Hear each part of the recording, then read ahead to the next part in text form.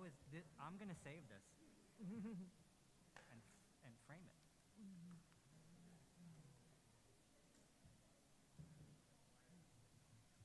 You can't see him smiling, seeing this.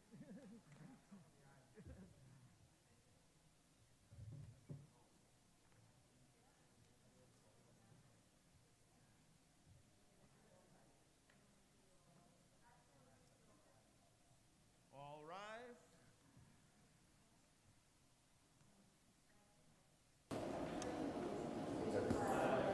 United States of America, and to the republic for which it stands, one nation, under God, indivisible, with liberty and justice for all.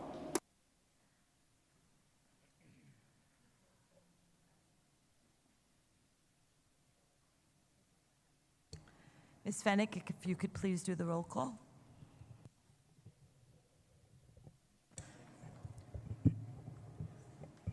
Mrs. Bays, Present. Mrs. Epstein, Present. Dr. Block, Present. Ms. Brooks, Here. Ms. Gilliar, Here. Mrs. Melkonian, Here. Mr. Smith. Present. Thank you, Ms. Fennick. Sorry. Welcome, everyone. We are here tonight to discuss the New York State Department of Health's summer school guidance on masks. Summer school guidance on masks. During today's meeting, you will hear information from our attorney, Mr. Howard Miller, and Dr. Allen on the legal explanation and the practical school application of this change in guidance. After the presentation of information, the board will be given the opportunity to ask any questions and have a discussion amongst ourselves before taking a vote to accept or reject the updated guidance from the New York State Department of Health on masks during summer programs.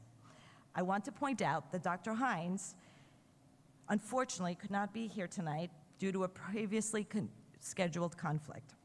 However, he understood the board's desire to not delay this decision, and so he has asked Dr. Allen to not only represent, but make a statement on his behalf. I would also like to point out that over the course of the past few days, and even up until we walked into this meeting tonight, the board and individual board members have received many emails regarding the topic of masks during summer school and masks for the upcoming school year. We want to thank everyone for sharing their thoughts and opinions and want to reassure everyone that we have read them all and are taking them all into consideration. However, again, I want to stress, tonight's meeting is solely focusing on the topic of masks as it pertains to our summer programs. We will now move on to community comments. But before we do, some quick housekeeping notes regarding community comments and this particular meeting. Again, this is a special meeting of the board with a discussion focusing on the Department of Health's summer program guidance on masks. We will only be discussing and taking action on masks during summer programs and hearing community comments regarding that topic. So please make sure your comments reflect that matter at hand. A community member is allowed 3 minutes at the microphone to share comments. Please make sure to sign in at the podium and identify your full name when making your statement.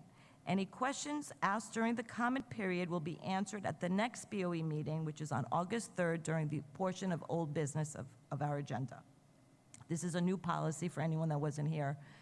At previous meetings, we've just put that policy into place. Anyone making a community comment that has a prepared statement is welcome to leave the statement in the folder provided at the podium. Please note that at our July 6th meeting, we referenced that we would be addressing the past questions raised at the following BOE meeting. But because this is a special meeting of the board, we are going to answer all those questions and questions that are asked tonight at the August 3rd meeting, which is our regularly scheduled meeting. So we can now start with community comments. Tick-tock, tick-tock. Nobody?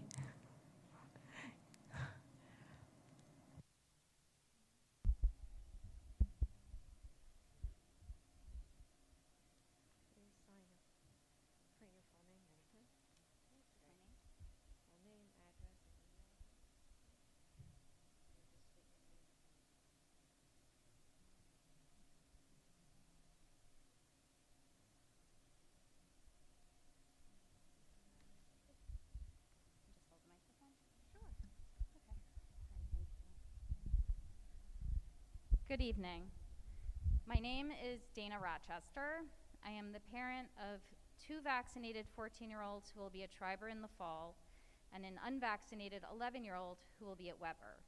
I am also a physician practicing locally and am here tonight to speak to the Board of Ed, Dr. Hines, and the community about the importance of continued mask wearing by our students while indoors to keep both them and our community safe during the summer session and in the new school year. I recognize that tonight's meeting was set up for the purpose of discussing mask wearing at summer school. However, the decision you make tonight will set a precedent and have ramifications for people's expectations for the fall. So I do think that discussion of what's happening for the summer is relevant to what will happen in the fall. We had a very successful school year last year without evidence of in-school transmission, in large part due to vigilant mask wearing and physical distancing in school. While local numbers are still low, they are now rising due to the increasing prevalence of the more contagious and more virulent Delta variant. We can only expect case numbers to continue to worsen as families return from summer travel and parents fully return to work in person. Not requiring mask wearing in our schools will put our students, their families, and our teachers at risk of infection and illness. While our vaccines are quite effective, we can expect breakthrough infections if our unvaccinated children become vectors of spread. The long-term ramifications of even mild infection is still not known for both children and adults, and many patients with so-called long COVID did not have preceding serious illness. Despite significant precautions during the last year, more than twice as many children died in the US from COVID as compared with flu in a typical year. I, for one, do not want to see how these numbers might change when we are no longer taking precautions. It is irresponsible to expose our unvaccinated children at a time when they are not even eligible for vaccination. The CDC now continues to recommend mask wearing for unvaccinated individuals indoors, and we should follow their guidance. Our children did a phenomenal job of mask wearing all of last year with minimal impact on their educational experience. And there is no reason to make masks optional now while there is still significant concern of indoor transmission with the arrival of more contagious variants. There have been 30 outbreaks seconds. at camps this summer when indoor masking was not required. School will not be the safe educational space it's supposed to be if we don't continue to mandate masks in school. Please continue to make it a safe place for our children, our teachers, and our community as this pandemic continues. It is not over yet. Thank you. Thank you. I forgot to mention earlier, we will be taking our masks off when we are speaking so that there's clarity. We had some feedback the last time, although we believe that the sound has been fixed on the live stream. The school district currently still has a policy of mask wearing, so we are asking that if you could please wear masks. If there are more community comments, we'll take them.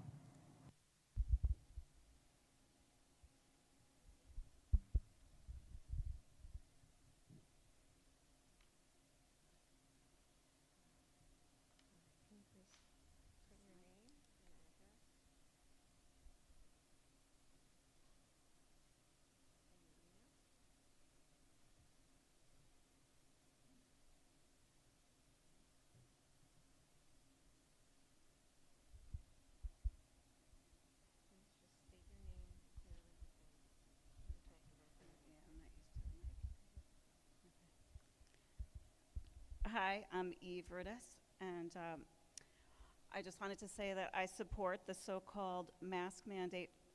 I'm sorry. I support lifting the so-called mask mandate for students K through 12 for the duration of all summer programs and for the upcoming school year. This is a matter of the right to choose. Some parents choose not to mask their children. Nassau County has a low rate of illness, herd immunity has been reached, and masks have been cited in study after study to be ineffective at best.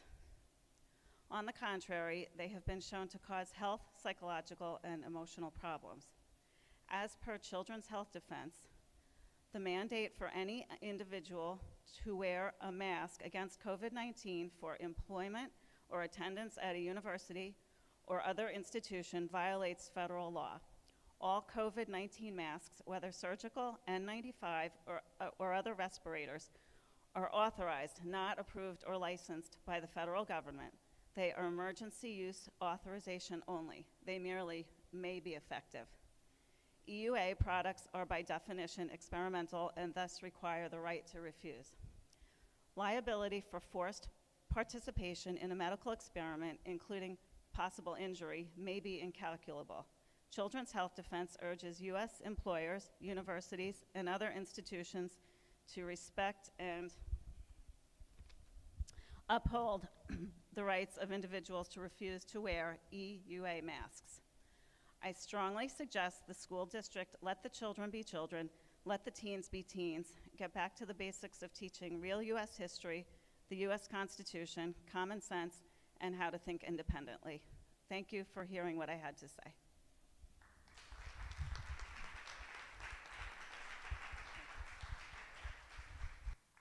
Thank you.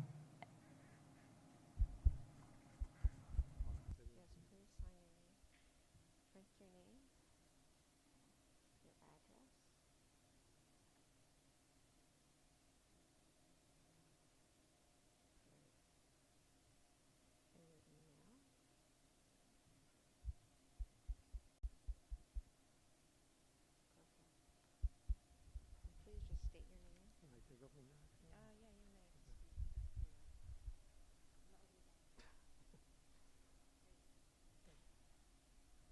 Just want to make it a little bit more clear than last time. I think everyone knows me, George Borden. I just would like to totally agree with Ms. Rochester, who spoke just now. We also have a great scientist, physician, and virologist that is not only state, but nation and world famous, Dr. Daniel Griffin. He happens to be a Port Washington resident and has a 15-year-old kid.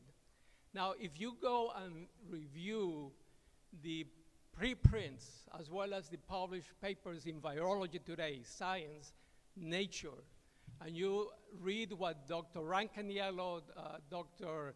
Hotez, and several leading virologists say, they all agree children should be back in schools. But Delta is going to create a problem, maybe.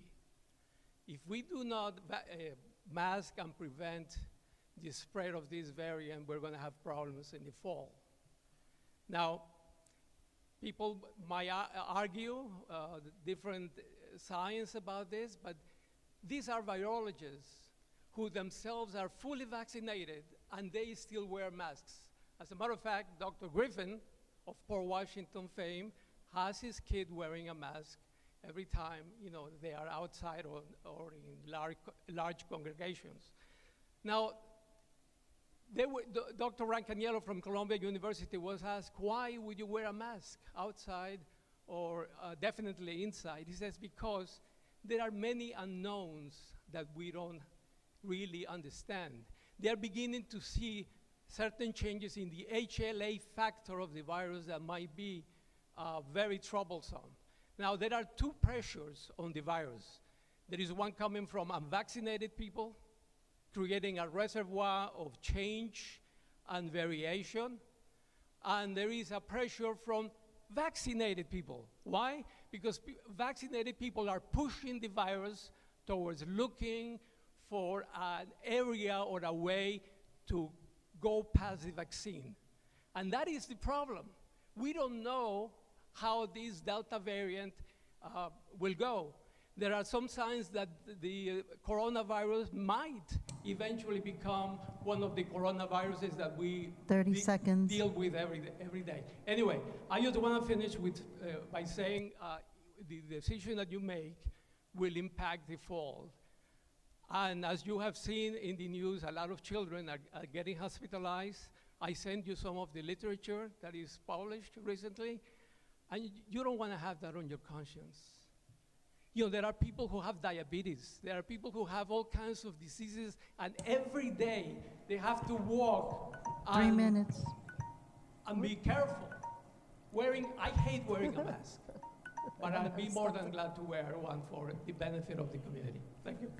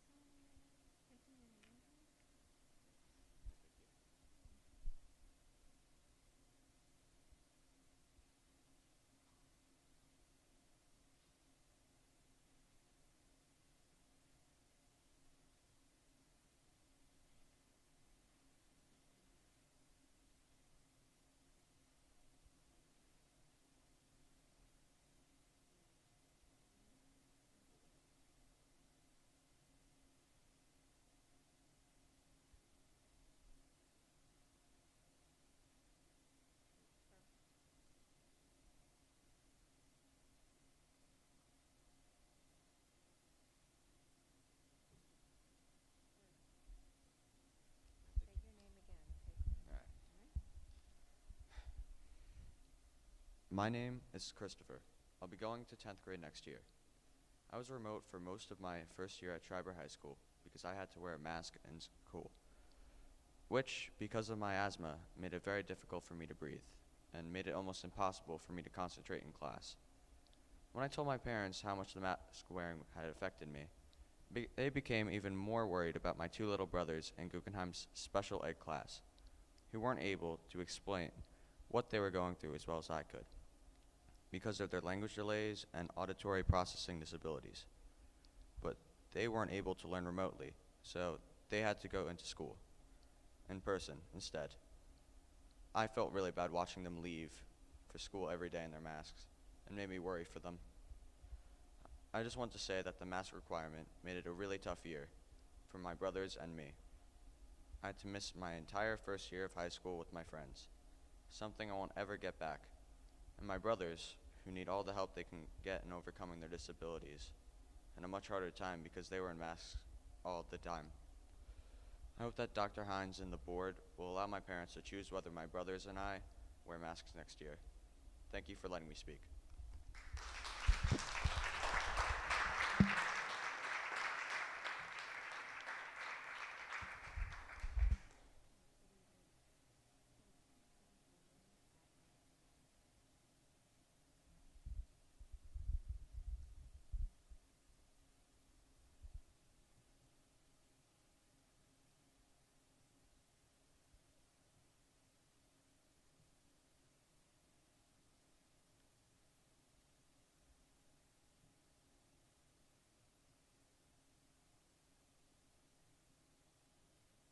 Dr. Mealy, you can sing songs while we wait.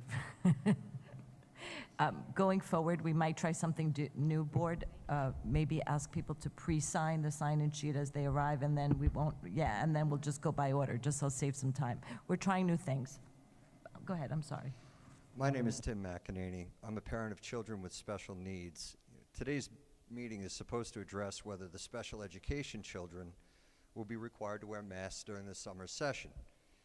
The first thing I'd like to say is that 99% of the people who've been writing the board requesting for the continuation of mask wearing lack the perspective of a special needs parent. They have no idea what it's like to have a special ed child. They don't understand what this mask mandate has done to the most vulnerable students in our district, our special ed kids, which include many kids in the district with autism diagnoses. Many people may not realize how destructive mask wearing is to the learning process for these kids, having no idea that such disabilities are often accompanied by a complex array of sensory issues that these children also have to overcome in order to focus and attend. Most now do know, however, how difficult it is to keep masks on children generally, and so most should be able to envision how much time and effort our poor special ed teachers have had to expend keeping those masks on their students, and how much of a distraction that must have been in their classrooms, not to mention the amount of instruction time it likely cost them. But while I don't think it's necessary to be the parent of a child with disabilities in order to understand the disruption masks cause to the learning environment, I do think it's important for those who have kids with disabilities to explain the disproportionate degree to which this unnecessary requirement harms them. and the ease with which they might be accommodated by the district given the tiny percentage of students who fall into this category. My special needs twin sons, for example, my son Christopher just spoke of them. They each have language delays and significant auditory processing difficulties. These are profound disabilities. Their ability to learn how to communicate depends directly upon what they can see and hear from their teachers, including their nonverbal communication. Facial expressions, which most people know constitutes the bulk of what we communicate when we express our feelings and ideas. Some say 90% of communication is nonverbal. Because of the masks, however, the teachers' facial expressions are entirely hidden. Their voices are muffled, and lip reading is obviously completely impossible. 30 seconds. As we know, this has caused even typical students significant problems understanding what their teachers are saying. Now imagine how that affects a child still learning the language being spoken, where that child also has serious difficulty even hearing spoken words under normal circumstances, and has no hope of aiding his poor hearing by lip reading, or discerning any portion of meaning from facial expressions. These children are all racing against time to attain language during their critical formative years. That will become much harder for them later. There's literally no time to lose, and every minute of compromised instruction hurts them. These masks are hurting our already disabled little kids, and having met some of the special ed teachers in this district, I can honestly not imagine any that would not unmask for them to make things easier, to take away any of the unnecessary obstacles, the grossly unfair obstacles that are placed in their way. Imagine for a moment, one of my children has also life-threatening food allergies. Mr. McEnany, I'm sorry to interrupt you, but your 3 minutes are up. I'm sorry. I'll close with one paragraph.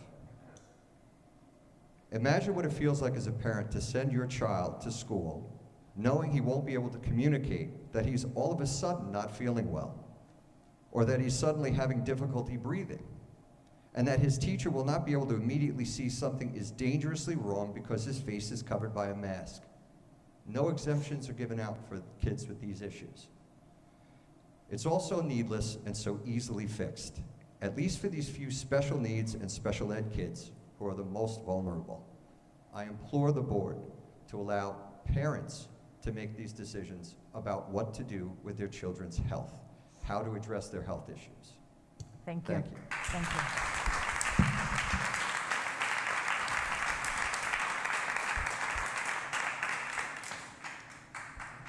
Are there any further community comments?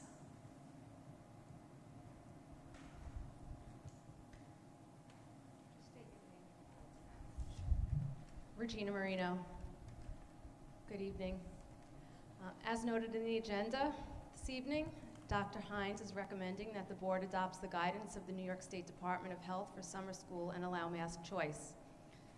The majority of the board demonstrated their confidence in Dr. Hines when they voted to extend his contract just last month. I'm hopeful that you will exhibit the same confidence this evening and vote yes to his recommendation to adopt the guidance of the New York State Board of Health for summer school. And with that, I have a question for response at the next meeting. Have any medical exemptions for masks been issued in the past school year? Thank you.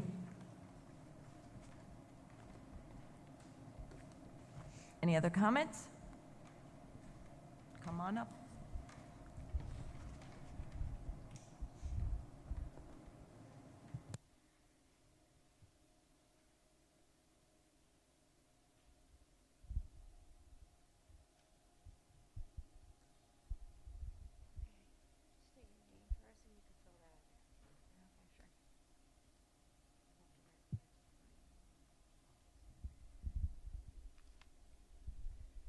Hi, my name is Kate Buzzy. Thank you for having us here. I'm a physician, and I'm also the parent of a first grader going to SUSA next year. I practice pediatric gastroenterology and also boarded in general pediatrics, and I've been in communication with 11 other local pediatricians, And all of us have been generally concerned about the possibility of changing masking protocols in the school, particularly for the summer program, in that there will be children under the age of 12 who are unvaccinated who would be unmasked in a building, which directly violates CDC and American Academy of Pediatric recommendations. And I do have concerns that this would present a precedent for the upcoming school year. I think overall, we've done a wonderful job over the last year, and the children had a great year at school and were able to stay in school the majority of the year. As of May, mask guidelines were significantly loosened, and not unexpectedly, we're starting to see an increase in COVID-19 cases in Nassau County. As you likely know, the Delta variant is rising rapidly in the United States, which is concerning as it's much more easily spread and has higher viral loads than our current strains. There are many peer-reviewed published papers showing the safety of masks, in addition to demonstrating that masks are an important and effective strategy in decreasing the spread of COVID-19. And of note, there's a recent research letter in JAMA Pediatrics looking at carbon dioxide in masks, which may be widely cited by opponents of mask wearing. However, the study had significant issues with its methods, and the conclusions were generally not supported by the data they presented. All of us physicians personally have seen firsthand the devastation that COVID has brought to our community. All of us have seen young children lose parents, grandparents. Kids have been hospitalized in the ICU with COVID and MISC here in the local area. But we've also seen the flip side of a lot of children having soaring mental health issues. We've seen increases in anxiety, depression, eating disorders. There's a number of other problems that have developed as well. So overall, maintaining the safety of all students and staff so that they're able to stay in school for the upcoming summer session and the school year really requires a combination of strategies, including but not limited to masks, vaccination, improved ventilation, social distancing, and surveillance testing. And as you know, children less than 12 are currently unable to be vaccinated, and their vaccination rate is essentially 0. We are very concerned that if masks become optional in school, there's a significant possibility of in-classroom 30 spread, seconds. which we fortunately didn't see. Already there have been outbreaks of COVID-19 in indoor summer camps, and Israel had to reinstate mask mandates due to outbreaks in schools. Unvaccinated teachers and staffs would also be at risk from unvaccinated children. There is really absolutely no ambiguity from the CDC or AAP about the importance of continuing the use of face masks for unvaccinated school children. And it's of utmost importance to keep 3 all of the minutes. children healthy, and masks are a critical part of trying to ensure that children, teachers, and staff are able to continue in-person learning. Is it okay if I read the names of all the pediatricians? Sure. Karen Balabin-Gill, Pediatric Neurology, myself, Kate Buzzy, Dr. Stephanie Carlucci, General Pediatrics, Dr. Allison Cooper, Pediatric Emergency Medicine, Alyssa Helfgott, General Pediatrics, Dr. Kimberly Kahn, Pediatric Emergency Medicine, Dr. Meredith Kravitsky, Pediatric Hospitalist Medicine, Dr. Jason Price, Pediatric Pulmonology, Dr. Yale Robson Kushner, General Pediatrics, Dr. Lee Trani, General Pediatrics, Dr. Kathleen Walsh-Spoonhauer, Pediatric Cardiology, and Dr. Sonia Wilkins, General Pediatrics. Thank you.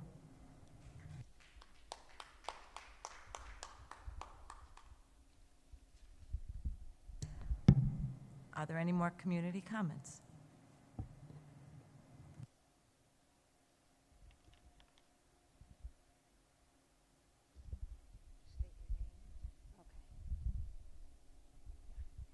Hi, my name is Denise Paredes. I'm the mom of 4. I have 3 in the district schools and 1 who's 2, so not in school yet.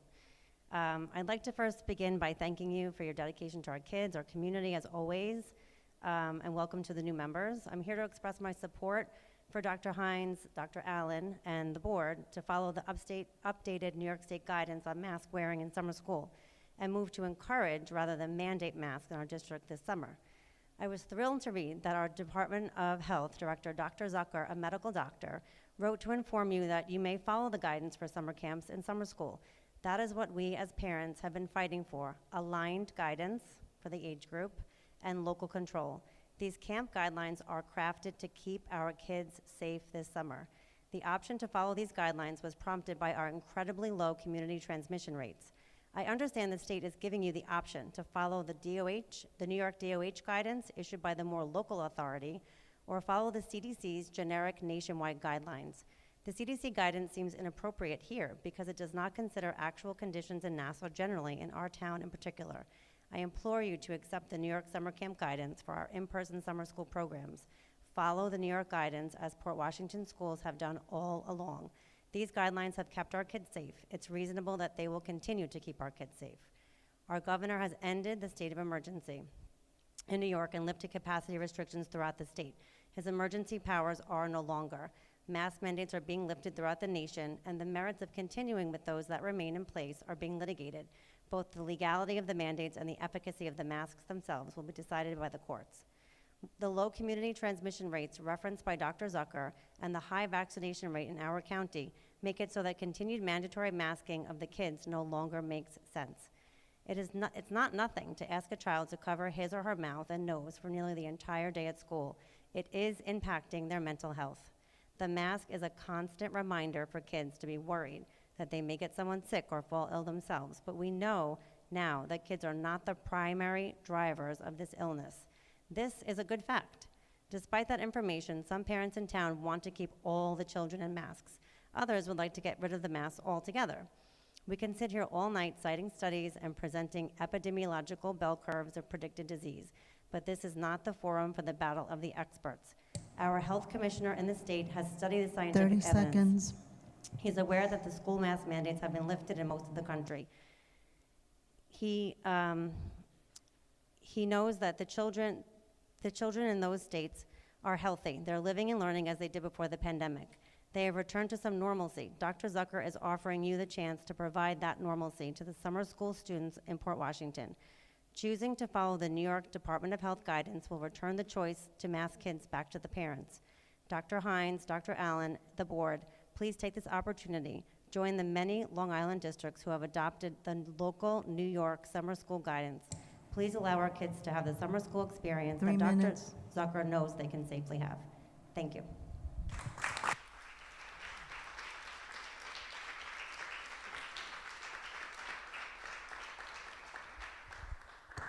Thank you. Are there any other community comments? Okay.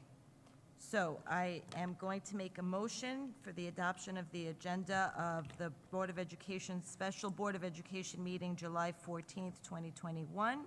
Do I have a second? Second. Julie. Okay, Dr. Block, seconding. May I have a vote, please? Hands up. 7-0, adoption of the agenda. Thank you.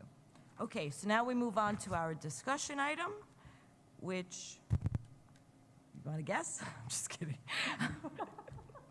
We're moving on to our discussion item. We're going to first start with our attorney, Mr. Howard Miller. Thank you for joining us this evening. We invited you to please give the board a summary of what the updated New York State Department of Health guidance states.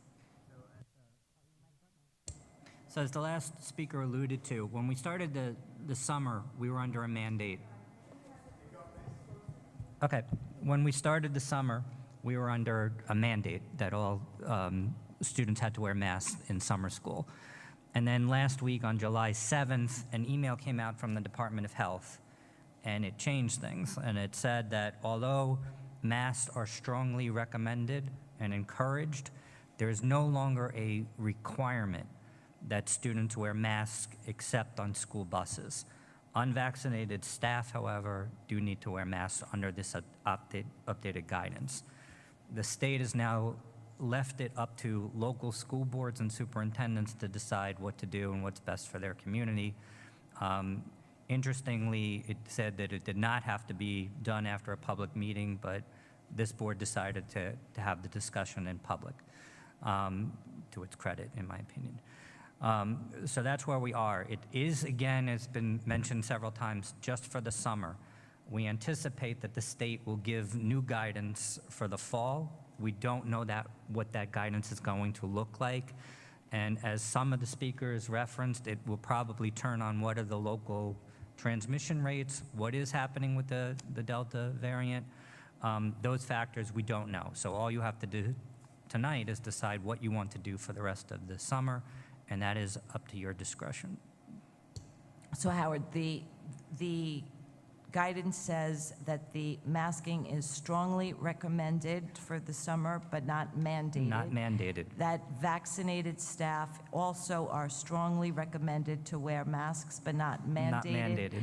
And that unvaccinated staff must continue to wear masks. So they're That is correct. mandated, right? That is what we are here to discuss or Right. decide upon. And again, it's strongly encouraged that unvaccinated children wear masks, but it is not mandated. Thank you. Unless a local board wants to keep that as a requirement. Thank you. Dr. Allen, we're turning to you. You have Dr. Hines' statement and some other information. Whoa. Sorry. Thank you, President Hayes. Okay, so I do have a statement from Dr. Hines since he could not be here with us this evening, and I'll read that for everyone now. Good evening. Last Thursday, the New York State Department of Health notified our school district that given the current low rates of COVID-19 transmission, they have updated the guidance requiring mask wearing and summer programs, including summer school. Upon receipt of the guidance, the following actions were taken. Dr. Allen spoke with Dr. Buckman, school physician liaison with Nassau Department of Health, in order to get an update on what this guidance means for Nassau County districts. I reached out to our PWTA president, Regina McLean, and our APSA presidents, Dr. Pernick and Dr. Ferrante, to make sure that they were aware of this update and its implications. I reached out to my colleagues in surrounding districts to see if they would be following this new guidance or staying the course and requiring masks indoors. And I reached out to the Board of Education to update them on this change. The updated guidance for summer programs reads as follows. Unvaccinated children are strongly encouraged but not required to wear face coverings indoors. Parents of students participating in summer school who would like their children to continue wearing a mask in school should send a note into their summer school teacher advising them. Face coverings must be worn on school buses by individuals who are not fully vaccinated. Children and staff are not required to wear a face covering when utilizing outdoor spaces. Vaccinated staff are strongly encouraged but not required to wear face coverings indoors, and unvaccinated staff are required to wear face masks while indoors. This is only for summer school, and we are still awaiting guidance from the New York State Department of Health for the fall. It is my recommendation to the Board of Education that we continue, as we have done all year long, to follow the updated guidance that New York State Department of Health has issued for summer programs, and as I just outlined. Thank you. Thank you. Did you have anything else to report on, or are you just ready? Do you have anything else to say, or no? Not until we get to questions. Yep. Okay, so thank you. So I will now open it up to the board for questions, comments to either our attorney, Mr. Miller, or to Dr. Allen, or discussion amongst ourselves. So Ms. Brooks, I see your hand up. Thank you. I have a question for Mr. Miller. The children who have trouble wearing masks, is there still a mask exemption for them? Is there an understanding that they're having difficulty wearing a mask, they cannot be forced to wear a mask? That's true. Okay. If schools have medical reasons to not wear a mask, they can not wear a mask. That's absolutely not true. Well, Okay, I'm sorry, I understand. So I can't speak to the specifics of your request. I I'm can going just say to just that there are. recommend that we don't really typically talk about individual cases. If there is an individual case, I suggest you speak with, or send an email.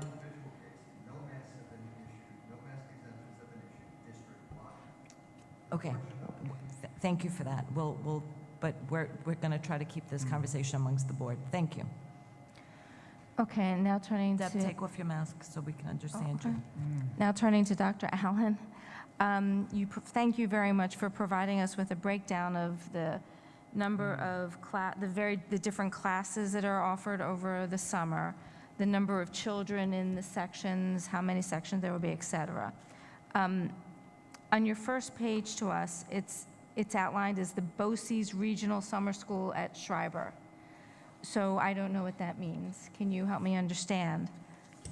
Sure. The Boces Regional Summer Program is a program run by Boces that does incorporate students from other districts locally. So it's not just Port Washington students. Students, and I don't know the specific districts, but a student that lives in Manhasset, if they don't run a summer program, could opt to register in the Boces Regional Program that's here at Schreiber.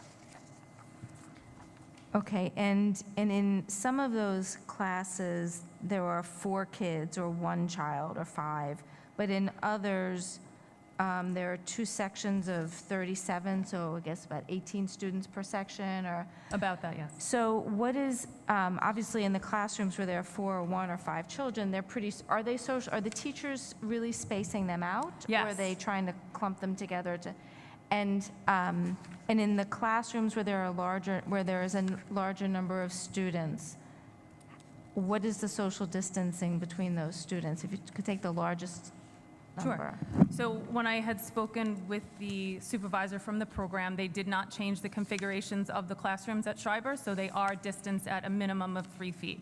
In some of the classes where there's 4, they might separate them a little bit more, but the actual physical layout of the classrooms were not changed. Anyone else? Mr. Smith?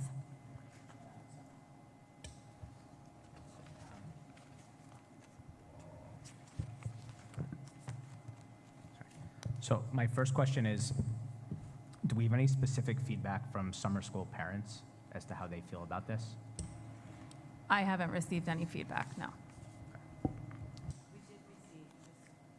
Point out, we did receive 1 email, I believe, from a parent, we all did, right? From a parent, a summer school parent who was asking that we follow the mandate. The new guidance, sorry, not mandate, the new guidance. I'm only asking because we've heard a lot from people who I guess don't have a stake in the summer school, and I would like to try to get a sense of how the summer school families feel about it, but it sounds like they haven't reached out to us. Nobody's reached out to me either way. And I do run the one special education program at Guggenheim, so I am in contact with some of those parents, but none of them have said specifically one way or the other. Okay.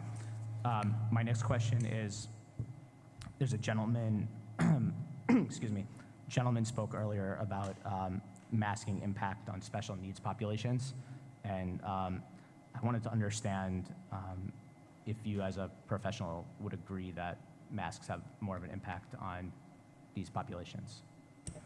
It's definitely difficult for the students. I mean, I think as the parent mentioned before, we're covering faces, their faces are covered, they're wearing glasses in some instances. It's difficult. Can I say it's a more or less impact across the board? No, but I think we're seeing other impacts in terms of mental health and things like that for students that are not necessarily special education students, but it is difficult for. I think because if I understand correctly, a majority of the summer school students at the elementary level are special ed students. Mm-hmm. So if you're Yes. telling me that those students actually have a disproportionate negative impact from the masks, we may separate this conversation even further from the September conversation Mhm. that's being conflated with this discussion. Okay. My next question is, do you have any sense of how many medical exemptions were requested and/or issued last year for masks? I don't know the number that were requested. We did have a process for it. There were not any that were granted this past year. Okay. Can you talk about what the protocol would be for those and what the parameters were? Sure. We set it up similar to what a 504 procedure would be. So we asked parents to provide us with medical documentation that was reviewed by our nurses, and then it went to our school physician.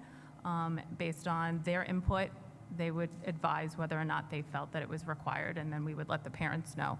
We offered opportunities for doctor to speak with doctor, but we didn't have any of those particular instances this past year. And the last question is, have you had any input from Boces about how they feel about this since they're running a school in our school? The regional summer program, Yeah. I've spoken to the supervisor. So this is not a special education BOCES program. It's a general education high school program. When I spoke to the supervisor, he didn't seem one way or the other. They're following the same protocols as had been during the school year. So if we were to... Adam, I'm sorry, I have had a conversation with the Boces board member. Boces did adopt the updated guidance, but from what I understand, what Boces is saying is that they're allowing each, so if they're running their program in Port Washington, they're going to follow the protocols of Port Washington. But as Boces, they have adopted the updated guidance from the State Department of Health. Okay, so because the public doesn't have access to this, I'm just going to make a few statements here. So what we have in front of us is information about the summer school programs that are occurring currently, which is what this mandate would apply to. So we're talking about the Boces program has 16 classes of 188 students total, and it looks like the majority of the classes are under 10 students, with several being closer to 15 or 18, okay? We have the summer music program at Weber, which I'll skip. We have, in the elementary school, we have 15 students total in 4 sections. So we're talking about, do you have a sense of the average size of those sections, since it seems like it's mixed by grade? It's mixed by grade, but it's about 3 to 4 students in each section. I think there's one section that's 5. Do we know if in those 4 sections the staff are vaccinated? We do not know. Okay. And then in the middle school, it's similar. There's a small number of students and a small number of classes. And then we have the special education ARP program, which looks like it's about 20 students total. And most of the sections look like, again, low single-digit numbers of students. Yes. So just to be clear, what we're talking about, I think for everybody, is that the classes that are in question are mostly 4, 5, or 7 students, with a few that are a few classes of older students who are vaccine eligible that are closer to 15. No? Are you done, Mr. Smith? Except for the high school. High school's separate. So, right, the high school is larger. Those are up to 18, but those are all students who are over 12 and have access to the vaccine. Those students in the high school program all have access to the vaccine. Dr. Block, did you have something to say? Are you done? I'm sorry. Yeah, and then there's the summer music program, which I skipped over, which is, I actually don't know about that, so if you can also enlighten us on the summer music program. Sure. They run 2 different sessions of it, and they're mixed between grades, I shouldn't say mixed, but it's grades 4 through 8 that are offered. It's held over at Weber. I think that's, they have the doors open, they don't have windows open. I don't know if there's specifics. And they're playing instruments? Yes. So they have their masks off, presumably, anyway? They had set up masks for the students to wear when they played their wind instruments, and they also spaced them differently because they're playing their instruments or singing. Got it. So we can kind of look at that program separately if we chose to. Yes. Yeah. Okay. Dr. Block, do you have questions? Oh, no? Does anybody else have any questions? Hold on, Deb. I'm going to ask if Rachel, if you have any questions, or Nanette, before you've had your questions. Do you have anything to add? Rachel, do you have anything? No? I have comments, but I don't have questions yet. Okay. I guess comments, questions are the same. Who's commenting first? Okay. So I also was going to ask this question about medical exemptions because I'm vaccinated, FYI. I was going to ask this question about medical exemptions too, because it's part of the big picture, and I kind of deeply resent that this has been dumped in our lap. I don't think this is a decision that a local school board should be making. We happen to have one public health expert on this school board, but that's a fluke, and most school boards don't.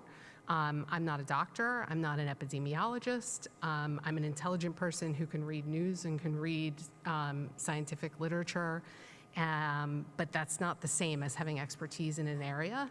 So when confronted with a decision like this, that I really don't think we should be the ones who are making, I think about how I should approach it. And to me, the answer is that we should be looking for experts to advise us. Personally, I think the experts should have also made a stronger decision. I think they're doing a deeply political maneuver at this point and dumping it in the lap of local school boards. I think we're fortunate in Port Washington that we have highly intellectual school board members and administrators here who have spent a great deal of time on these issues over the course of the year. And that's why this school district has come through so well. I know there have been hiccups and we've had criticism from the public on various things, but really our administrators have done an amazing, amazing job this year dealing with what I keep calling shifting sand under our feet and doing their best job to keep the children in Port Washington safe. So that's my number one priority. And when I think about what experts to look at, I listen to the medical professionals that we have here in Port Washington, who I hear almost without fail saying one thing, which is masks work, masks are safe, masks keep our children safe. They are the one intervention. We spent a lot of money on other ones as well, but the one that seems to work. And I look at what our the larger bodies are that we're supposed to be looking at for public health advice. So I just want to go back to the guidance that Dr. Allen read to us earlier. And I want to make sure that we're clear on what the conversation is that we're having today, because the new New York State guidelines they open a box for us, but I want to be clear on what they say. They do not say anywhere that we should be allowing individuals to make this choice. What they say is, and this is the pivotal line, responsible parties should encourage that children or campers aged 2 and older who are not fully vaccinated wear face coverings except when eating, drinking, showering, swimming, or sleeping, or resting. It does then talk about how the Department of Health strongly recommends masks in indoor settings where vaccination status is unknown. And it does go on to talk about the fact that face coverings should never be worn by children under 2 or by a child who's unable to medically tolerate a face covering. This makes sense to me. This seems like once we are in a safer period of time, as we are now, where the numbers are lower, maybe we could be loosening our restrictions on children that are just having a terrible impact on, verified in some way with some process through Dr. Allen, without opening the entire door to this. And I want to go back and say this line again. Responsible parties should encourage the children, that children and campers aged 2 and older who are not fully vaccinated wear face coverings. Responsible parties in this document is defined as the district, the person running the camp, not the parents, the entity. To me, that means we have a responsibility here. We are the ones who are supposed to be strongly encouraging it. So I guess it's comment/question. My opinion on whether to adopt this or not turns very much on how strongly encouraging would look on the ground in Port Washington. If strongly encouraging means that we have a resolution that says we now in Port Washington strongly encourage this, and then we toss our hands up and we say, it's a free-for-all here, parents make your own decision, I think that's irresponsible, and I don't think that's the way a public health decision should be made. And I know we have a lot of parents who feel very strongly about this, but this is, to me, the nature of a public health decision. We don't have true borders between our town and the next town. We don't have bubbles around the individual people. What one parent decides impacts the other children in a classroom and the other families in the classroom and the community overall. This is a classic John Stuart Mill, your rights end where my nose begins. And I think that having had this dumped in our lap, we have a responsibility to make a decision that keeps the community overall safe. So I guess my question I'm sorry, Dr. Allen, you're in the hot seat today. But Well, I think that question could be asked to any of the administrators as well, right, that are in the buildings. But yes, I see your question. What does it mean? look like, right? If our policy here is going to mean, if adopting this means that children who cannot tolerate the mask for true medical reasons, that special needs kids for whom this is having a bad impact, for other kids that it's having a bad impact on for whatever reason, that we have the ability to say, okay, we're going to weigh things here a little bit, and we're not going to enforce this as strongly because we are no longer required legally to. But for all other kids, we're going to say, by the way, wear your mask, unless there's a reason for you to not have your mask on.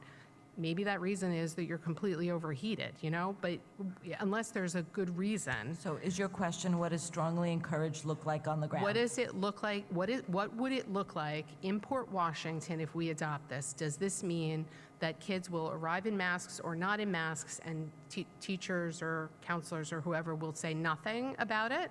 Or does it mean we would actually be strongly encouraging it, but understanding that it means we can loosen things a little bit more for kids who are badly affected by it?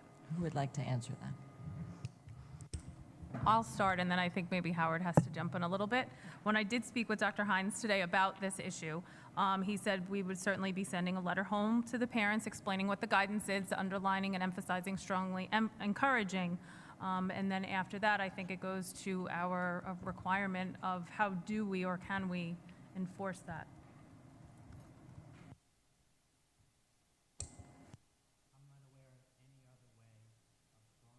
Encouraging? Okay, I'm not aware of any other way of strongly encouraging other than telling parents that we're strongly encouraging it. Because if you're going to not make it a mandate and a parent feels in their circumstance they don't want their child wearing a mask, I don't know how a staff member then tells the child to wear a mask. I'm not aware of any mechanism to do that. So I think you either have to have the mandate or not have the mandate.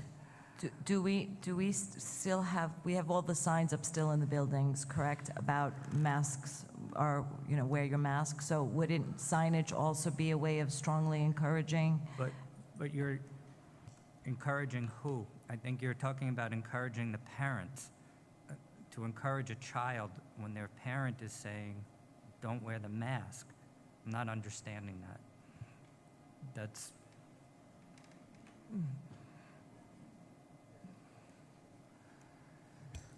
When you read the guidance, do you interpret the strongly, do you interpret the strongly encourage to mean that school districts are strongly encouraged to require the masking, or that school districts should strongly encourage students to wear the masks? It could be read either way, but I think the best, what they're saying, it's not mandated.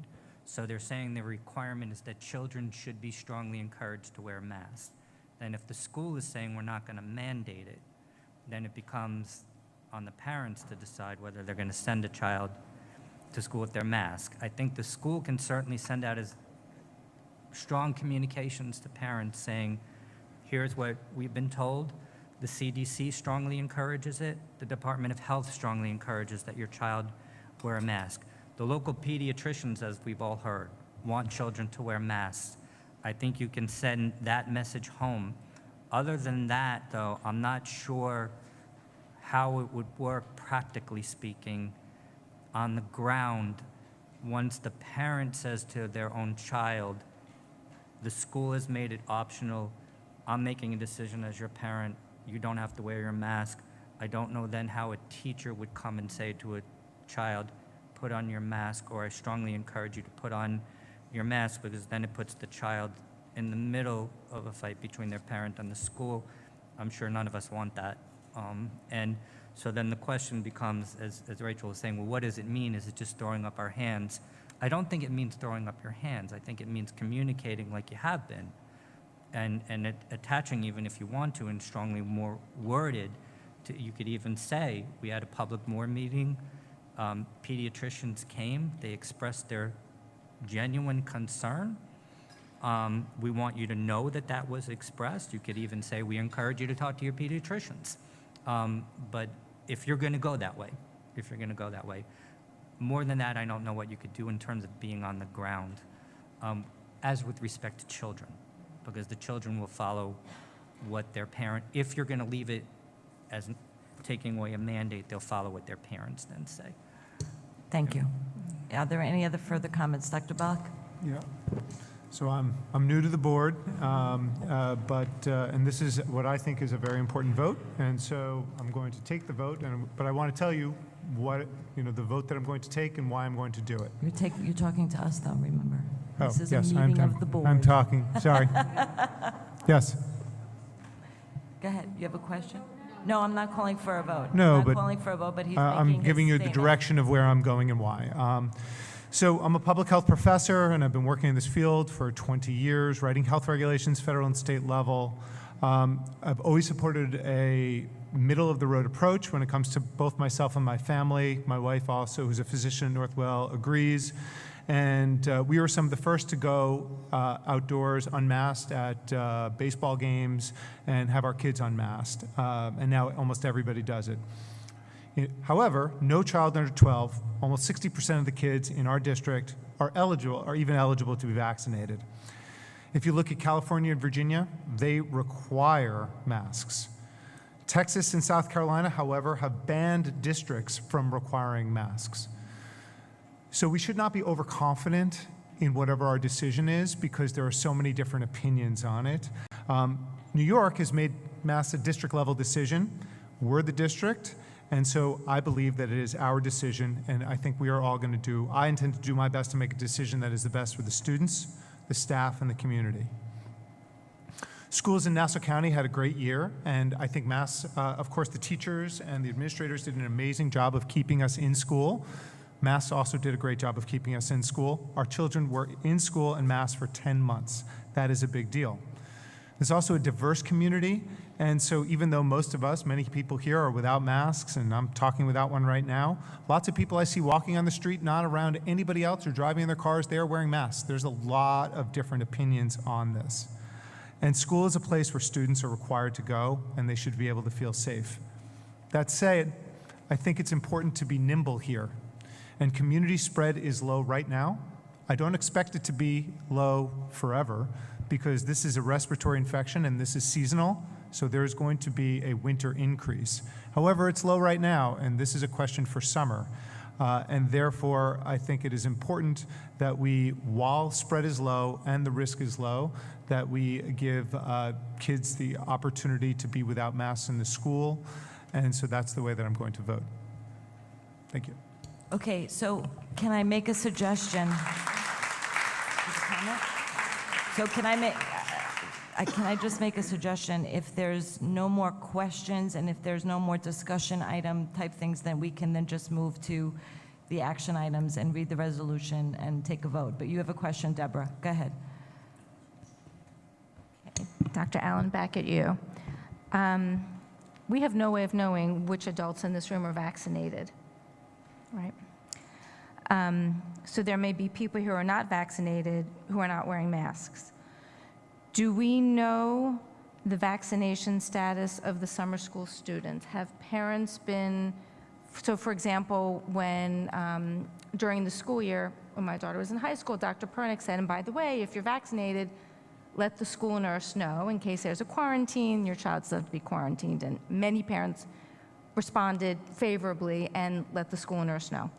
I don't know if that clarion call has gone out for summer school parents or for their kids, but of the eligible kids, do we know how many of them have been vaccinated? I mean, we're obviously talking about an unvaccinated population for the elementary school and half of the Weber kids who are, I don't know, I can't remember what grade you are when It's you're K-12. 12, Yeah. but when you're 12 years old. But definitely the sixth graders are not yet eligible to be vaccinated. But do we know of the eligible population attending summer school? How many are vaccinated? I would have to look specifically, but we would only know the ones whose parents had previously told us that they were vaccinated. So we're potentially, even at the high school for the eligible kids, we're potentially dealing with a a hybrid population of unvaccinated kids and vaccinated kids. Yes. And we don't know which ones are which. And we know from the science that the unvaccinated children, whether by choice or because they're not eligible, pose a risk to themselves and their families when they don't wear a mask around other people. But they pose a risk not only to themselves, but also to other unvaccinated children around them. Yes. Okay. Yes. The other question I had is, for the classrooms, would it be feasible in the buildings where you have clearly 1 or 2 or 5 children in a classroom where they can really be spread out? Is it feasible to say, to kind of bifurcate it and say, for those classrooms where there are so few kids that we can really separate them from the other kids, that they wouldn't have to wear a mask, the windows are open, the air purifiers are running, but whether we have sections where the kids really are closer together, that we can require those kids to wear a mask? I think it would depend a little bit, and I think this was Mr. Smith's question before as well. It's the age of the student, the disability of the student, whether it's a music class, what they're doing. So is it possible? Yes, but I think we would have to look at it case by case for each of the different programs. I meant in terms of the number of kids in the classroom, special ed or not, doesn't matter. But in some of the sections, there are really just a handful of kids.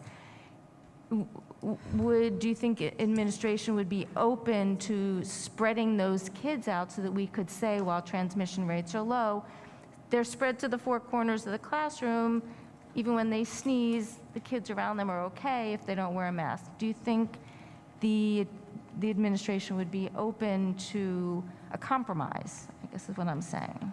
I think we could talk about it. I'll talk specifically about my program because I have a section with 3 students in there, but there are students with significant disabilities. I wouldn't encourage that because of the level of disability that the student has. So but in a high school program where it's, 5 kids and they're high functioning kids, then it might be a different conversation. So. Okay, I just want to point out for the board's information, based on the numbers that we have, there are a total of 428 students in all of our summer programs for the whole summer session that are broken out with a total section of 39 students. So if we were to take the total 39 sections, sorry. So there's 39 sections for 428 students, which I think gives us about an average of 10 students in each class. I think we need to keep that in perspective. This is what we're discussing. And, Deborah, I understand your suggestion or your question, but what I think we've kind of heard is that it would be difficult, and Mark, and I'm asking Dr. Shields if you could also speak up. Dr. Mioli, would it be difficult to decide which section is going to be masked and which section is not going to be masked based on enrollment or whatnot? Yeah, I would say it's a very slippery slope to start creating different rules based on class size. I think what we're looking at is we're looking at a summer program in general. I don't think we want to start creating thresholds where we are going to apply one set of rules and a different threshold for applying a different set of rules. I think we need to look at the program globally. Okay, Rachel, and then I'm going to move for us to go to the action item. Unless, Nanette, you have something to add. You haven't spoken, but I'll let Rachel go first. I'm wondering if, as a board, and I'm sorry, I don't have the resolution in front of me, and I can't pull it up on my phone, but I'm wondering. Read it for you, if you want. Huh? Want me to read it? No, I've read it before. Oh, no, yeah, I could read it sorry. now. So I just meant I don't, thank you. I didn't have it to have a specific, drawing a specific distinction, but I just want to point out the change that's happened from New York State is that they've changed mandated to language to should language, right? They are still saying we should act this way. We should, as a district, be encouraging all of this behavior. There are just simply no legal ramifications anymore for not doing that. That allows a little bit more wiggle room for us to weigh the cost benefit in certain cases and take things into account. And again, I think we are in territory we shouldn't be in, but since we're there and we're all becoming armchair scientists and doctors, I am wondering if, with the world open to us, instead of having a resolution that merely adopts this guidance, we instead take this opening that the state has given us, where we don't have legal ramifications anymore, to draw the lines in a place that makes sense scientifically. And I'd love to have an expert opine on this, so I'm going to ask Dr. Block to opine on it, because he's what we've got. Which I didn't mean as a slight. I'll take that as a compliment. I didn't mean as a slight. I just meant in the context of a board meeting, I also can't ask the physicians who have spoken. You're digging yourself deeper. So I'm wondering if we might want to consider a resolution that, instead of simply adopting the New York State guidance, keeps masks in place for unvaccinated individuals and allows the masks to come off for people who are vaccinated. And I know this is a giant can of worms, but we're here and I'm opening it.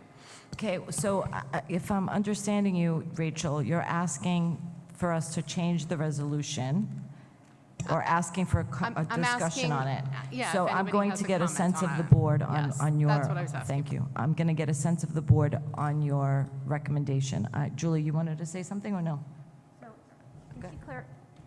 Ms. Gilliard, can you clarify your resolution? I'm sorry, can you clarify your resolution suggestion? Are you saying masks are not allowed or not I'm mandated saying for? leave. I think most of the New York State guidance would be fine. I think this idea of strongly encouraging, as we heard from our attorney, it's a hard position to put people in, to figure out how strongly you can actually encourage somebody when their parent has told them one thing. And I also think that it's an untenable position to put a child in, to make them defend what their parents are telling them against what their teacher is telling them. And that's a harm that I would not want to wreak on anybody.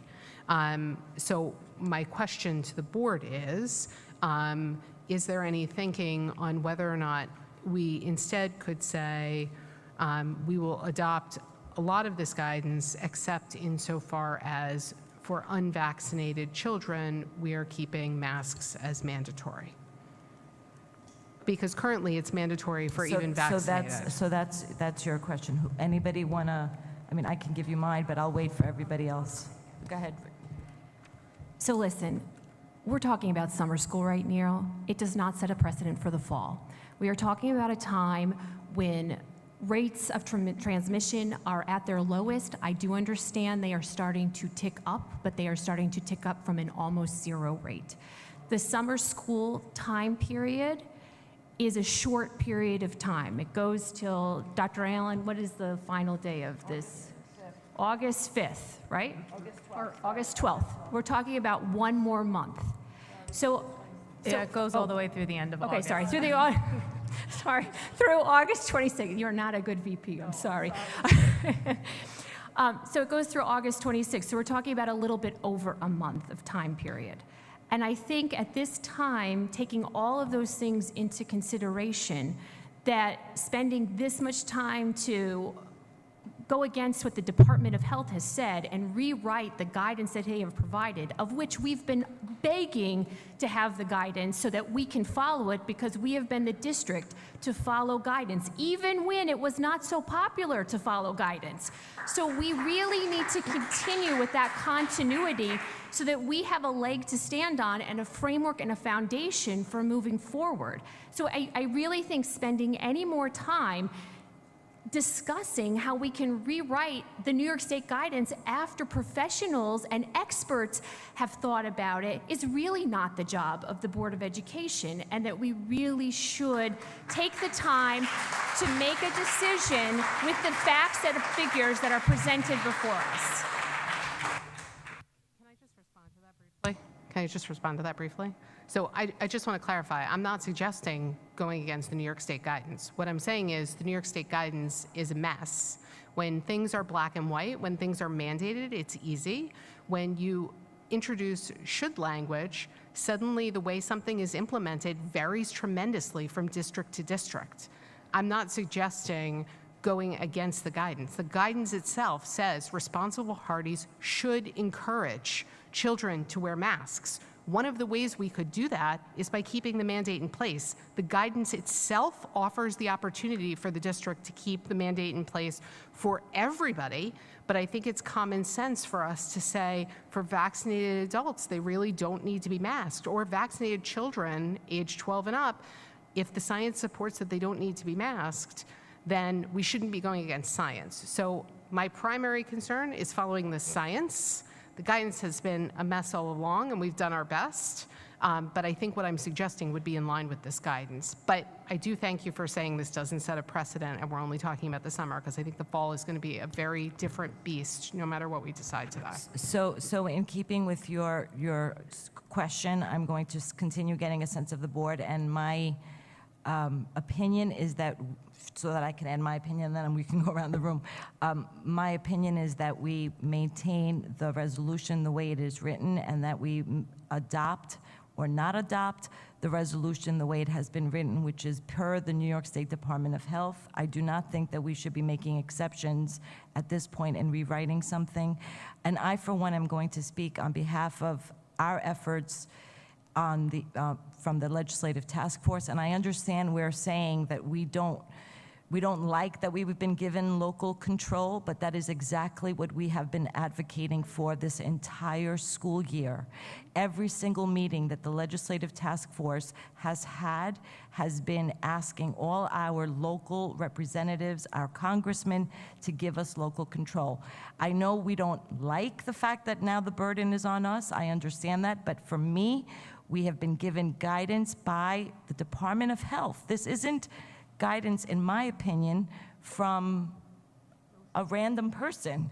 This is the Department of Health that we have operated our entire school year based on.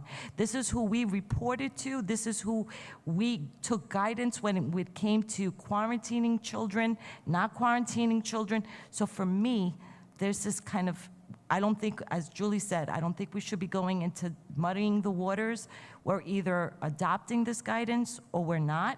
We will go with whatever the general vote of the board is, or the majority of the board is, but in my personal opinion, not as the facilitator of this meeting, I believe that we should maintain the resolution the way it was written, and we either vote on it a yes or a no on it. So that's my answer to that. Nanette, do you want to give an opinion on that? On what? Yeah.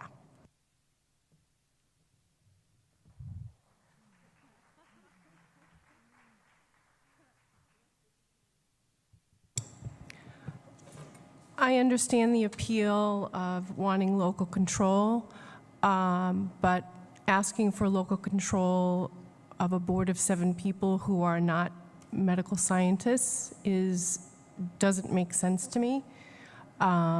So I have been leaning toward, well, first of all, I'm incredibly resenting the fact that this has been put in our laps instead of Nassau County, where, in my opinion, it belongs. There's too many moving parts. There's too much data to know if it is a local issue. Am I now going to study the numbers in Port Washington as a board member of a school district? That's not my background. That's not my field. That's not my credential.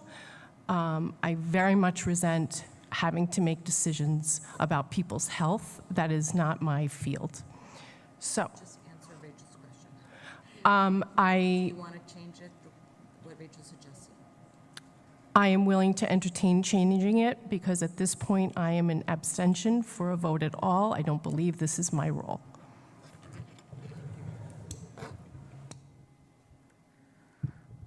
So, Rachel, I think to your point, we're not armchair scientists, and we shouldn't be, to the exception of Dr. Block, who is definitely an armchair scientist. I think the definition. I think everybody on the board and a lot of people who know me publicly know that my position on COVID, also sitting on another board where I've been very involved in this, is we as a local board should not be in the position of making determinations. We shouldn't be, trying to interpret science. And while I highly respect and know many of the 11 pediatricians who wrote to us, I think that their opinion is just, their expertise is one of many things that we have to take into account. And we're not really qualified to determine, if what they're saying is right or if what other doctors or JAMA is saying is right. What we're qualified to do is ask our attorney what is required of us on this issue. And my understanding and my belief is that what has been put in front of us is us adopting the recommendation of the next authority up. So I would be in favor of voting for the resolution as it stands. Yeah.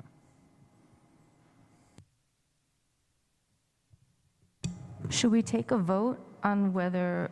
I'm taking a sense. So Okay, how do you my feel about sense is changing the my resolution? sense is I support Rachel. Thank you. That was quick. Thank you. Dr. Block. There may be a time in the future where we go for a more nuanced version. I am not opposed to that, but I don't think that's tonight. So, No change. No change, thank you. So the sense of the board is that we are remaining with the resolution as is. So I will be moving to an action item, and I will be reading the resolution and then asking for a personal vote. This was an important topic and much discussion, and which warranted this special meeting tonight. So as such, I want to give everyone the opportunity to make sure that each board member's voice is heard, and you have the opportunity to state your vote strongly. So, Julie, I turn to you first. Oh, wait, I was supposed to read the resolution. Damn, I was doing so well tonight. I'm going, what? Yes, so just for everybody's information, the language has changed a bit versus what was published in the agenda. So I'm going to be reading the resolution, and it says, be it resolved, the board hereby adopts the guidance of the New York State Department of Health for summer school in 2021. Unvaccinated students and vaccinated staff are strongly encouraged, but not required to wear face coverings indoors. Unvaccinated individuals must wear face coverings on school buses. Unvaccinated staff must wear face coverings indoors, and face coverings are not required for outdoor activities. I make a motion, right? I have to make a motion. Thank you. I have to make a motion that we move to adopt this resolution. Do I? No. We're going to go to a vote. Somebody has to second. Sorry, guys. Right. So I make a motion to take a vote on this resolution. Do I have a second? I'll second. Okay. Julie has a second, and now we will take an individual vote. Okay, I got it. Good job. Well done, Emily. I approve the resolution. I'll go last. Oh, yes. So Ms. Fennick, Can't we just do show of hands? No, Most people- I think it's important that we take a vote. Okay, we usually do by show of I know, hands. but I just make Okay. change. So Julie Epstein, I don't know who's taking, you're just taking the, I'm going to record who. I'll call the names, you can just record the vote. Okay. You record the vote per person, I'll just call, and we're just going around the room, basically. So Julie Epstein is adopt the resolution. Nanette is next. I'm just going around the room. Nanette Melkonian. I abstain. I don't think this is a place for us. I vote yes on the resolution. Adam Smith, sorry. I vote yes for the resolution, approve the resolution. Adam Smith is a yes. Deborah Brooks, because the department is strongly encouraging mask wearing, the only way that I see that happening is voting no. So I am voting no on the resolution. Thank you. Rachel? Gilliar? Sorry, everybody. It's okay. I'm voting no for the same reason. I don't see how we, as a responsible party, strongly encourages mask wearing with this resolution as written. I'm a no. I vote yes with the expectation that we will take this up again in the fall. Thank you, Dr. Block. So the number is, we have 4 yes. Oh, sorry. You want to hear my vote? I'm a yes. Okay, so Julie Epstein has voted yes, Nanette Melkonian has abstained, Adam Smith has voted yes, Deborah Brooks has voted no, Rachel Gilliar has voted no, Dr. Adam Block has voted yes, and myself, Emily Bays, has voted yes. We have adopted the resolution. Thank you, Board of Education. We now, I'm sorry, I have a question. Wait. Is there a date certain that this resolution ends? summer school. So it would end on August 26th, that last day of our summer school. Thank you. So we do have another opportunity for the community to be heard. What? What am I missing? No, I would like to add Oh, something. sorry, Julie Epstein would like to say something, sorry. Can I know we don't have new business. I'd like to just add a question of new business and get a sense of the board if you're in agreement with this. Because this conversation and this topic is so heated and because it definitely will have to be readdressed in the fall, if the board agrees, I would like to ask that the administration at our August 3rd board meeting provide us an update with the various options that the district would consider regarding mask wearing in the fall, so we are able to pivot regardless of the guidance that we're waiting at this time. And I think it would just help us to continue this conversation and know that what we're dealing with, moving forward. So if the board is in agreement, I guess you have to ask that, sorry. That's okay, you're doing a great job. Okay. So I actually agree with your suggestion. I think we all saw a lot of emails and we have had a lot of discussion about the fall. We have been waiting for the fall guidance, which may come before we are opening our buildings or may come the day before. So I think I also agree, I think that our administration through the reopening committee, Dr. Shields should get together and start meeting and come to some scenarios for us by August 3rd, because I don't know that we're going to have direction from the state in time for us to prepare our building. So in my mind, I would like to see if the state says continue with what we said in the summer and keep it to the local school district, what would again be the recommendation of the administration? How should we proceed? If the state doesn't put it in our control, then that would be wonderful. They could make that decision. But what would be the different scenarios? Would it be a scenario whereas I think Ms. Gilliar suggested earlier that vaccinated students have the option of being unmasked and vaccinated staff have the option of being unmasked, but unvaccinated students and unvaccinated staff must be masked? Is that a scenario that we would open our buildings to? And I guess there's questions that the reopening committee would have to look at as far as that is concerned. How do we know who's vaccinated? How do we get that information, and what are we legally allowed to get? Because we haven't, correct me if I'm wrong, Mr. Miller, we have not been able to ask for vaccination, right? We're not. Get your mic, you can't be heard. I think the way it will play out, we're not sure, we'll have to see what the state says, but let's say they did say vaccinated students don't have to wear masks, then you would be able to say to a parent, if you want to send your child without a mask, you have to show us proof of vaccination. Okay, so if the state said that, okay, great. So again, I think Dr. Shields, all the mics, oh, there you are. I think Dr. Shields, I think those are the types of things that I'm sure the Rio can, but I would be in favor of asking for August 3rd to have that type of a presentation from, yes, that's she's really in charge. Nanette, are you in favor of that discussion? Yes. Thank you. A nod of the head from Mr. Smith. Yes, you're in favor. And also about I'm talking. What? the next BOE meeting. Oh, Do we want to talk about that? yeah. Ms. Gilliar? Yes? Dr. Block? Yes. Okay, so I think we are just basically giving is it a directive or a suggestion to the, it's a directive, okay, it's a directive. We're giving a directive to the administration to please present to the Board of Education at the August 3rd meeting different scenarios on what reopening our schools with regards to masking will look like in September. Thank you, Board of Education, for that idea. Thank you, actually, Julie Epstein. We are now going if I'm correct. There's another opportunity for the community to be heard. The same rules apply with regards to the time limit. Please identify yourself.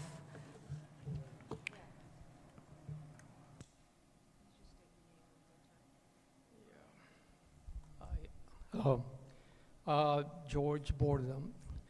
Yes, I think it was pretty unfair to have dumped this on the local boards of education, such a monumental decision. This is something that should have come from the state, or at least from Nassau County. So I don't envy your position, but I guess that's what it takes, leadership, and you gotta take the big votes, and that's why you're making those big amounts of money, right? Anyway, I have a great deal of empathy for people who cannot wear masks. I know that in speaking in past with Mrs. Sloan, Ms. Johnson, I don't know about Emily, but we talk a lot about going to Europe, but I am a tremendous claustrophobic. I had to not go to my doctor because I can't stand wearing a mask. I'm waiting in the office. Even being here, I have to sort of control myself because I do not want to wear a mask. I do not ride subways. I don't go on elevators. Anyway, so I do understand the feeling that is to wear a mask, but I understand the science. Ms. Epstein is totally misinformed. As of today, the R0 value is over 1 point for the Delta, for the COVID variant. That means we enter pandemic status. We were in a pandemic, but this becomes a real pandemic. So now, as Suffolk County is a little bit below us, we are moving forward. Mr. Miller probably will correct me, but the way the state wrote the regulations does not absolve under tort law any parent or anyone that wants to bring an action against the district because their child got sick. Tort law is not exempt by the language given by the state. Now, it's a weak defense, the regulations that were given by the state, but you still are free to go into court and proceed with an action. So I just wanted to reply to someone said that we legally are not liable. You could be. I'm not a lawyer, so, but in any case, you could be liable. 30 seconds. So, you know, it is done, it's taken, c'est la vie. By the way, happy Bastille Day. Are there any other community comments? Thank you. I'm Dave Franklin. A lot of you know me. Just very quickly, one thing I will address to the board. You absolutely do want control over this. You don't want the state dictating what you have to do. If for no other reason, assume that you know what the needs of Port Washington are better than the state does. And consider the fact that there's no one-size-fits-all solution. If there was a problem in Schenectady, it shouldn't affect us here. So please, take ownership of this, okay? This is your school district. This is your baby now. So do a little do a little research if you have to. It may take 10 minutes to get some research on the numbers in Port Washington. They were published all the time, but this is your school district. You know these people better than anybody else in the state.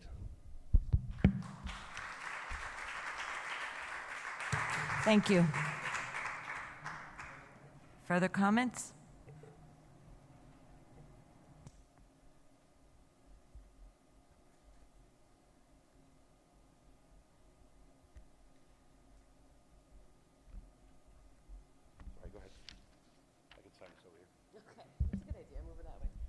Hi, Melanie Cassins. Really, really quick. First of all, thank you for the decision that was made tonight. I do not have any children in summer school, but I think that the right decision was made. I just want to say one point.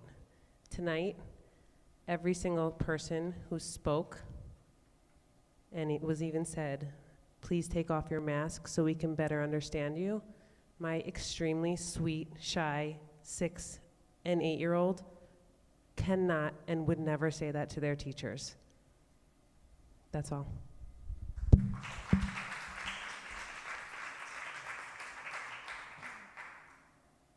Thank you. If there are no further comments, I will adjourn the meeting, the Special Board of Education meeting, on July 14th. Our next meeting dates are August 3rd, and the meeting after that is August 17th. We expect to be back at the Weber Auditorium on August 3rd and at the Schreiber Auditorium on August 17th. So just giving you all an FYI. Thank you, everyone, and good night.